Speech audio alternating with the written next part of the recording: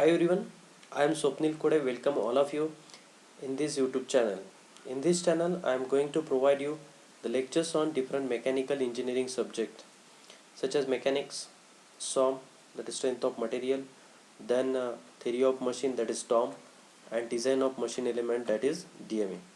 So let's start with the strength of material subject. Today we will going to discuss the strength of material subject and its introductory part for the diploma polytechnic students. I am going to discuss all this particular topic with the help of the hand notes and PPT.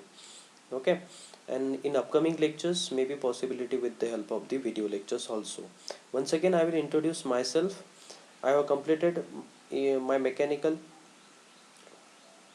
engineering from Amravati University and masters in mechanical design from Pune University, and currently I am working as a lecturer in JSPM Veerabhai Sawant Polytechnic Wagholi, Pune. Let's start with the introduction of this particular subject, that is the SOM. Okay, it is also known as the mechanics of material. This particular subject, it is also known as the mechanics of material, because this particular subject, it is also deals with the forces and their effects on the deformable bodies. So in this subject we are going to apply the different kinds of load on different objects and the machine elements, and we are going to find out the stresses and its deflection in that material or in that object, okay, under the various loading condition. So this particular knowledge of the stresses and their deflection, it plays a very important role when you are going to designing any machine component. Okay, because we have to study the DME, design of machine element subject, in the last semester. So in that case, we have to design the different machine components such as the shafts, couplings, and nut and bolts. In that case, it is very essential to know that the various kinds of stresses and their effects and its effects on the bodies. So we are going to discuss the stresses and their deflection in these particular subjects. Next, let's see the teaching and examination scheme for the diploma polytechnics students. This particular subject, it is short abbreviated as a SOM, that is SOM, and having the course code, that is 22306. And the very important part as far as the student is concerned, you have to give the 70 marks end semester examination, out of which you have to require the 28 marks for the passing. Okay, then for the 30 marks it is calculated on the basis of your performance on the unit test 1 and unit test 2. The average of total marks it is taken, and the 10 marks it is distributed for your micro project. Okay, then let's see the unit wise marking scheme and the number of unit in this particular subject. This subject, it involves and it consists of the total 6 units. And first it is started with the moment of inertia, then the simple stresses and strain, then mechanical properties and elastic constant. The fourth one is the SFD and BMD. It also involves the two parts. Part A, it involves the SFD and BMD. We have to draw the SFD and BMD. And part B, in that case we have to discuss the shear stresses and bending stresses. Then the fifth unit is the torsion, and the sixth unit is the direct and bending stresses. Okay, let's see the overall mark distribution of this particular all units. Here I have mentioned the RUA. R means remember, U means understanding, and A means apply or analyzing. Okay, this particular mark distribution, it will indicate that the on this unit there will be compulsory 4 marks numerical and 2 marks there will be for the theory. Okay, for unit number 4, let us take an example, because this is very important unit, that is unit number 4, because it is having the mark distribution of 28 marks, and more than 20 or at least compulsory 20 marks numerical will be in your MSBT question paper, and at least 2 marks theory, and 6 marks will be your understanding type questions will be in your final MSBT paper. Okay, so this is as far as the marking scheme for your SOM subject and total unit. Okay, the maximum mark distribution of the 28 marks, then the first unit 6, 10 and 8, and the last unit is having the 10 mark distribution. Total there you have to give the 70 marks. exam for this particular subject. Okay, now let us see the course outcome. This is very important as far as your NBA norms is concerned. Each unit, it comes with its unit outcome and its course outcome. Okay, as far as the NBA is concerned, your mechanical engineering is the program, and in that program you have to study the different courses such as the subject like saw. Okay, so each subject, that is each course, it is having its own outcome and its unit outcome. Okay, so unit number 1 will gives you the outcome. It means that what you will achieve after the completion of unit. After the completion of unit number 1, you will be able to find out the moment of inertia of the symmetrical and unsymmetrical structural section.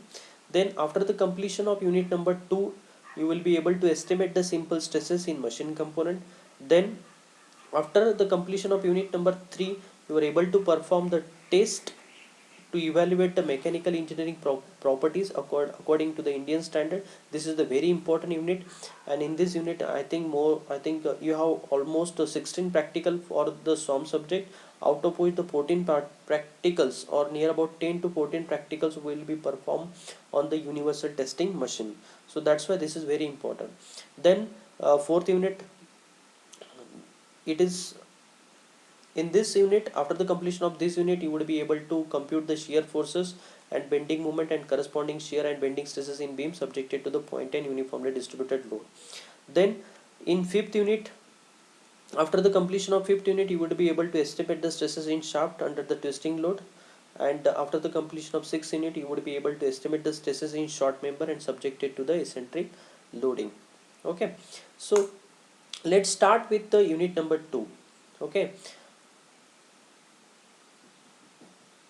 SOM subject. In the SOM subject, we will start with the unit number 2, that is simple stresses and the strain. Okay, the first topic of this unit is the load and the types of load. Okay, so let's see what is the definition of the load. So load, it is defined as the set of external forces acting on a mechanism or engineering structures which arise from the service condition in which the components work. Load may be any external agency. Actually, what load it is, may be any external agency or any external force which is acting on the body. It may be in the form of forces, or it may be in the form of the moments. Okay, so let's see the what are the different types of loads which are acting on the body. So basically we have to study these 4 types of loads and its effect. Then the first one, it is called as the direct load. Second, then it is the eccentric load. Then third, shear load and the torsional load. Okay, we will study all these types of load in detail. Direct load, again it is categorized or distinguished into 2 types, that is direct tensile and the direct compressive. Let's start with the that is direct load. This is very important concept, direct load. Okay, I have used ANSYS Workbench software for explaining this particular loading conditions. So let's see this direct load, what actually the direct load is. In this case, the line of action of force, I think all the students are familiar with the line of action of force, because this concept it is already covered in the mechanics subject. The line of action of force, if it is passes from the axis of the geometry, then it is called as the direct load. Let's understand this particular concept with the help of the ANSYS Workbench software. Okay, I have already pre-installed and pre-opened with the given setting with this particular software. Okay, now I have already drawn one object over here, and one of the face of this object, it is fixed, and another end it is given with the load, another it is given with the load. Okay, now in this case, if you see this particular load, it is exactly processed from the axis of the geometry, so it is called as the direct load. Okay, then it is direct load, it is of the 2 types. Direct load, it is again of the 2 types, that is direct tensile and the direct compressive. So if this line of action of force, if it is away from the, or if it is away from the hinge support, or if it is a pull type, then it is called as direct tensile. Okay, another, if this line of action of force, if the line of action of force, if it is the push type or it is towards the hinge support, then it is called as the direct compressive. I have already explained with the help of this. Okay, if you observe that this particular load, which type of load it is, definitely it is the direct compressive type load, because the line of action of this particular load, it is towards the hinge, or that it is of the push type. Okay, not the pull type. Okay, so this is called as the direct compressive load. Next type of loading condition that we have to study, that is nothing but the eccentric load. Let's see what kind of loading conditions it is. Okay, now we know that each and every time it is not necessary that the load it must passes from the axis of the geometry.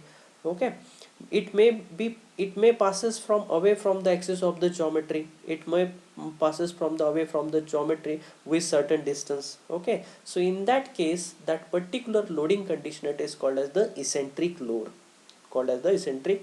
and the distance by which it is offset, that distance it is called as the eccentric load. In details we have to study that eccentric load and its effect in the unit number 6.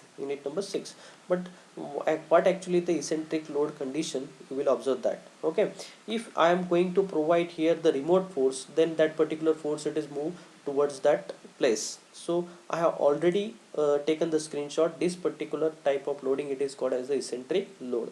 Okay, student, please note that I have used the ANSYS Workbench software for explaining this particular concept, because this is the actual applications. Whatever you are studying in the strength of material subject or in DME, finally you have to apply all this knowledge in order to design any machine component safely, or in order to analyze all these concepts in case of this kind of softwares. So that's why I have introduced you this particular software here. Okay, so next kind of load, that is called as the shear load. I think that you are also familiar with this particular load in case of a nut and bolt attached with the plates. Then that kind of loading condition, it is called as the shear load. Now here I have applied a force parallel to this particular face, this particular face. In this case, because it is not necessary that each and every time the line of action of force, it is exactly passes from the geometry, or it is away from the geometry. In some cases, this particular force, it may be parallel to the faces or tangential to the faces. So such type of loading condition, it is called as the shear type load. Okay, one more type of load that today we are going to discuss, that is called as the torsional load, or the this is also important in case of a design of shaft or the twist design of shaft. That is in unit number 5th, we have to design, or we have to study the twisting movement and its effect on the shaft or the circular bodies. So we know that such certain kind of loads, or are it is in the form of the rotation, or the in case of and the twisting movement or the couple. In that case, that type of loading condition, it is called as the torsional load. I think that most of the students, I think, or you have already observed in your day-to-day life the propeller shaft of the commercial vehicle. In that case, the torsional load may be acting, maybe not, it is definitely acting on that particular propeller shaft.